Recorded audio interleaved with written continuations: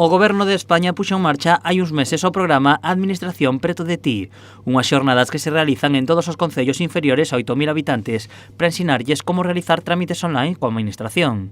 O programa chegou este mércores ao Concello de Meis. Certo que hai certa temor a utilizar a administración electrónica porque, sobre todo, xente dunha determinada idade que accederon ao mundo digital repentinamente, trátase de familiarizalos, non só de facilitarlles a súa relación coa administración, sino tamén de mostrarlle que é unha cuestión sinxela, doada, e que van a ver enseguida os efectos positivos.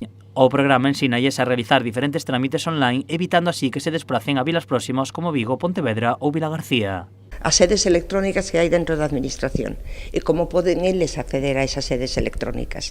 Facilítanlles un certificado electrónico o máis sinxelo posible para familiarizarlles e, sobre todo, para darlles e para que recoñezan e vexan a facilidade que teñen a partir de contar co certificado electrónico de comunicarse coa Administración Xeral do Estado e de alguma maneira evitar que se podan producir desplazamentos que son innecesarios. No caso do Concello de Meis, este mércores participaron 25 persoas.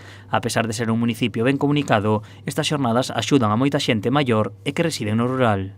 E, bueno, sabedes que tuvo moita repercusión, que hubo moita xente que, bueno, pues que se interesou, non, por aprender a manexar pues esa carpeta cidadá, e a verdade é que teño que dar as gracias ao Goberno de España por implicarse sobre todo con unha zona rural como é Meis e como son a maioría das zonas rurais, non, con unha poboación dispersa, envellecida, e que estas persoas sepan facer trámites básicos pues a través da Administración electrónica é fundamental.